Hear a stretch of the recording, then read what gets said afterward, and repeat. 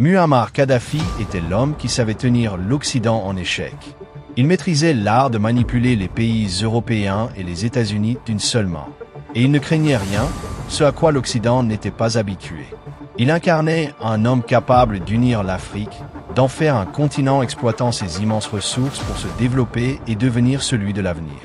Il était aussi celui qui voulait lancer une monnaie africaine, le dinar or, capable de mettre fin à l'hégémonie du dollar américain. La liste est encore longue. L'Occident savait qu'il devait l'éliminer, alors il l'a fait, utilisant ses propres alliés qui l'ont trahi pour de l'argent sanglant. Mais qui était vraiment derrière l'assassinat de Muammar Kadhafi, qu'il a réellement trahi, vendant non seulement lui, mais aussi l'avenir de l'Afrique. Dans cette vidéo, découvrons ce que le capitaine Ibrahim Traoré a révélé sur le dirigeant africain qui a trahi Kadhafi. Commençons. Muammar Kadhafi n'est pas né avec le pouvoir. Il a émergé des sables, fils de bédouins, dans le désert libyen brûlant, où chèvre et détermination étaient plus communes que richesse ou influence. Pas de berceau doré, pas d'éducation élitiste, pas d'introduction en douceur au pouvoir. Sa famille vivait sous une tente, suivant son bétail à travers des paysages arides. Mais dans cette enfance rude, Kadhafi a forgé ce qu'aucune couronne ne peut offrir, une conviction inébranlable. Dès son jeune âge, on lui a enseigné que l'Afrique avait été pillée, enchaînée et humiliée par l'impérialisme occidental. Et il n'a jamais oublié cette leçon. En grandissant, il s'est tourné vers les penseurs révolutionnaires et les idéologies anticoloniales. Il a étudié le nationalisme audacieux de Gamal Abdel Nasser, adoptant la conviction que les nations arabes, et par extension africaines, devaient se tenir debout, libérées de la domination occidentale. Mais Kadhafi ne se contentait pas d'être un élève. Il voulait être l'architecte d'un nouvel ordre. C'est pourquoi il a rejoint l'armée, non pour servir la monarchie, mais pour la détruire. En 1969, Kadhafi a mené un coup d'État sans effusion de sang contre le roi Idriss, monarque pro-occidental de Libye. Il n'avait que 27 ans, mais ce qui a suivi n'était pas l'ascension d'un dictateur. C'était la renaissance d'une nation.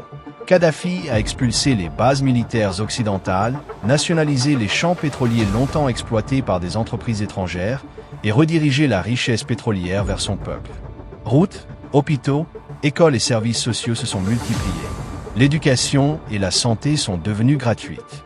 Pour la première fois dans l'histoire moderne de la Libye, le peuple, et non pas British Petroleum ou les généraux américains, contrôlait son propre pays. Mais Kadhafi voyait la Libye comme un simple point de départ. Son vrai rêve était continental. Alors que la plupart des dirigeants africains se concentraient sur leurs frontières, lui imaginait une Afrique unie, une seule armée, une monnaie adossée à l'or et une voie commune sur la scène mondiale. Il a financé des mouvements anticoloniaux à travers le continent, soutenu l'ANC de Mandela en Afrique du Sud, la libération du Zimbabwe, de l'Angola, de la Namibie et du Mozambique. Il a même proposé un satellite africain pour briser la dépendance aux télécoms occidentaux. Pour Kadhafi, l'Afrique n'était pas faible. Elle avait été sciemment affaiblie. Sa mission était d'inverser cette tendance. Mais l'unité est dangereuse, surtout pour les empires. Son rêve signifiait une Afrique indépendante des prêts du FMI, de l'aide occidentale ou des gouvernements fantoches. Un continent qui ne serait plus une ferme à profits étrangers, mais une forteresse d'États souverains. Et cela terrifiait l'Occident. Pendant des décennies, ils avaient pillé les ressources africaines. Désormais, Kadhafi incitait les nations à cesser de jouer leur jeu. C'est alors que la vraie guerre a commencé. Pas une guerre de tanks et de bombes, mais une guerre de sabotage, de propagande et de trahison. Et le coup le plus dévastateur ne vint pas de Washington ou de Londres. Il vint de l'intérieur même de l'Afrique. Peut-être que la plus grande erreur de Muammar Kadhafi fut de croire en la loyauté. Il n'a pas seulement investi dans les rêves de l'Afrique, il a investi dans ses dirigeants. Du Zimbabwe au Mali, du Burkina Faso à l'Ouganda, Kadhafi a injecté des milliards dans les infrastructures, les mouvements de libération, les télécommunications et les institutions étatiques. Mais parmi toutes les mains qu'il a nourries, une se distingua particulièrement, celle du président ougandais Yoweri Museveni. Leur relation n'était pas transactionnelle. Du moins, du point de vue de Kadhafi, elle était fondée sur la fraternité. Mais l'histoire allait révéler que cette confiance serait son erreur la plus fatale. Museveni devait beaucoup à Kadhafi. Dans les années 1980, alors que Museveni accédait au pouvoir, l'Ouganda était plongé dans une guerre civile et une instabilité chronique. Il offrit des armes, des renseignements, des formations militaires et même un soutien économique. Il contribua à façonner la doctrine militaire ougandaise, renforça son appareil sécuritaire et investit des millions dans son économie. Kadhafi ne se contenta pas de tisser des liens militaires. Il participa à la construction des infrastructures nationales de l'Ouganda. En retour, Museveni accueillit Kadhafi comme un frère. Le leader libyen était reçu comme un roi à Kampala. Des dîners somptueux étaient organisés en son honneur. Les déclarations publiques d'unité étaient monnaie courante. L'Afrique les observait de près. Mais Museveni jouait un jeu subtil et Kadhafi ne le vit pas venir. Tandis que Kadhafi rêvait d'élever toute l'Afrique, Museveni, lui, ne pensait qu'à une chose, lui-même. Dans le projet de Kadhafi pour les États-Unis d'Afrique, tous les dirigeants seraient égaux, mais aucun ne serait suprême.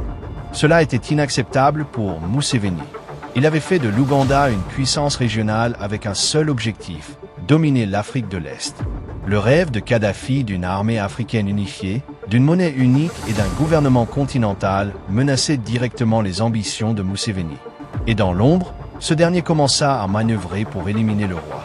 Museveni était trop intelligent pour s'opposer ouvertement à Kadhafi. Cela aurait éveillé les soupçons. Au lieu de cela, il se positionna en modéré, un pont entre l'Afrique et l'Occident. Alors que le discours anti-occidental de Kadhafi se radicalisait, Museveni se rapprocha de Washington et de Londres.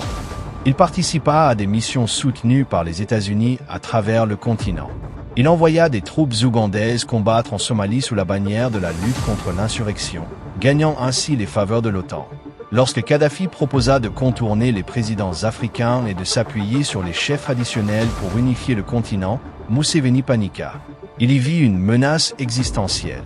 En 2008, lorsque Kadhafi rencontra des rois tribaux en Ouganda pour promouvoir l'unité continentale par la base, Museveni considéra cela comme une tentative de coup d'État contre son pouvoir. À partir de ce jour, il y œuvra à isoler Kadhafi. En 2011, alors que la Libye s'embrasait et que l'OTAN préparait ses frappes aériennes, Kadhafi se tourna vers l'Afrique. Il s'attendait à de la solidarité, à de l'indignation, à une résistance. Après tout, n'avait-il pas soutenu ces mêmes pays dans leurs heures les plus sombres? N'avait-il pas financé leurs armées, leurs banques, leurs routes? Pourtant, lorsque les missiles commencèrent à pleuvoir, la plupart des dirigeants africains restèrent silencieux. Aucune réponse militaire, aucune offre de soutien, aucune tentative de bloquer l'assaut. Il condamna les bombardements, mais seulement une fois la poussière retombée. Plus tard, lors d'interviews, Museveni affirma que l'Afrique aurait dû intervenir militairement pour sauver la Libye. Mais ce n'était que du théâtre. La vérité, c'est que son inaction en disait bien plus que ses mots. Alors que le complexe de Kadhafi était réduit en gravat, que ses fils étaient traqués, que son peuple était bombardé par des avions étrangers, le président ougandais a choisi le silence. Non par ignorance, mais par calcul. Dans l'ombre, Museveni s'était positionné en allié docile de l'Occident. Il avait assuré à l'Ouganda une place à la table internationale, non en défendant l'unité africaine, mais en jouant le rôle du leader africain raisonnable, celui qui ne ferait pas de vagues. En échange, l'Occident l'a couvert d'éloges, d'armes et de financement. Le sang de Kadhafi était la monnaie d'échange. L'intervention contre Muammar Kadhafi ne fut pas qu'une campagne militaire. Ce fut l'aboutissement d'une conspiration mondiale, facilitée par le silence de ceux qui auraient dû le soutenir. L'OTAN, autoproclamée gardienne de la démocratie, a lancé des bombardements incessants sur une nation africaine souveraine sous couvert d'intervention humanitaire. Mais il ne s'agissait pas de sauver des vies. C'était un changement de régime déguisé en morale. Les dirigeants africains, pourtant bénéficiaires de la générosité de Kadhafi pendant des décennies, ont honteusement gardé le silence. L'offensive débuta avec une précision stratégique. Les premières cibles de l'OTAN furent les défenses aériennes libyennes, suivies des bases aériennes, des dépôts d'armes et des centres de communication. En quelques jours, la Libye fut paralysée. Puis ce fut au tour des réserves d'eau, des routes, des hôpitaux et des infrastructures alimentaires. L'OTAN ne protégeait pas les civils. Elle les affamait, les écrasait, préparant l'effondrement du régime. Des villes entières furent rasées tandis que les médias vendaient le mensonge d'une libération. Pendant ce temps, l'Union africaine resta paralysée. Aucun sommet d'urgence, aucun déploiement de troupes, aucune riposte diplomatique unie.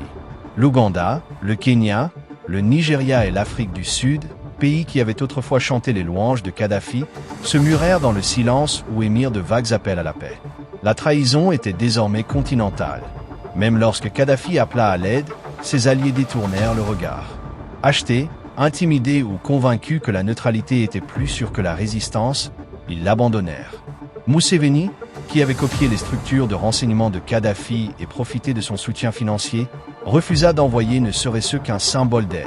Il se contenta de discours après les faits, regrettant que l'Afrique n'ait pas fait assez.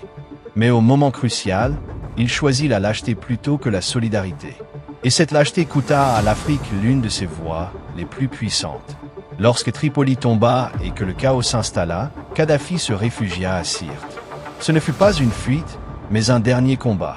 Sans gouvernement, sans armée, sans communication, il savait la fin proche.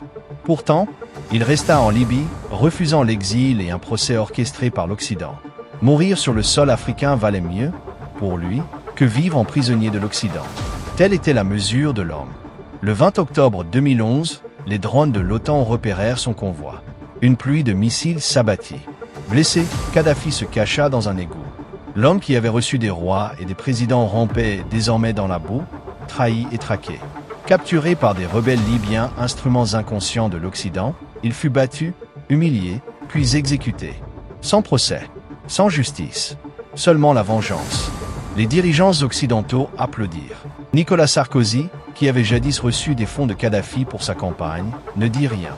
Et les leaders africains, ils regardèrent de loin, muets, sans condamnation. Leur silence fut assourdissant. Mais l'histoire ne s'arrêta pas là. La Libye, jadis l'une des nations les plus stables et prospères d'Afrique, sombra dans le règne des milices, des guerres tribales et de l'occupation étrangère. Le trafic d'êtres humains, les marchés aux esclaves et l'insurrection devinrent monnaie courante. Telle fut la liberté apportée par l'OTAN. Tel fut le prix payé par l'Afrique pour avoir abandonné l'un des siens. Si beaucoup se souviennent de Kadhafi pour son discours militant et sa défiance anti-occidentale, peu mesurent l'ampleur de ses ambitions économiques et la menace qu'elle représentait pour l'ordre mondial.